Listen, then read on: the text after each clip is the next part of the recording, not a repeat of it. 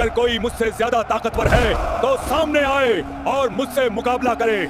इस दुनिया में 4 ऐसे बादशाह हुए जिन्होंने पूरी दुनिया पर हुकूमत की और उन्हीं में से एक था नमरूद, घमंड और ताकत में डूबा हुआ बादशाह। वक्त के साथ उसका घमंड इतना बढ़ गया कि उसने खुद को खुदा कहना शुरू कर दिया। जब हजरत इब्राहिम अलैहिस्सलाम ने उसे अल्लाह की तरफ बुलाया और कहा कि रब सिर्फ एक है, तो नमरूद हंस पड़ा। उसने अकड़ के साथ कहा, अपने खुदा से कहो कि वह अपनी फौज तैयार करे, मैं भी अपनी फौज तैयार करता हूँ, फिर मैदान में मुकाबला होगा। नमरूद उस दौर का सबसे ताकतवर बादशाह था। उसकी फौजें, उसका तख्त, उसका रौब, सब कुछ उसे मदहोश कर चुका था। उसने अपनी ताकत दिखाने के लिए एक ऊंची इमारत बनवाई, उस पर चढ़ा और आसमान की तरफ देखकर चिल्लाया, अगर कोई मुझसे ज्यादा ताकतवर है तो सामने आए और मुझसे मुकाबला करे। लेकिन नमरूद यह भूल गया था कि अल्लाह को अपनी कुदरत दिखाने के लिए न तलवार चाहिए, न फौज, न हाथी, न घोड़े। अल्लाह ने अपनी कुदरत दिखाने के लिए सबसे छोटी मखलूक को मैदान में उतारा, मच्छर। वही मच्छर जिन्हें इंसान हाथ से झटक देता है। अचानक आसमान से लाखों करोड़ों मच्छरों का झुंड उतरा और नमरूद की फौज पर टूट पड़ा। हर चीख में अजाब था, हर हलचल में तबाही। फौजें भागने लगी, सिपाही गिरने लगे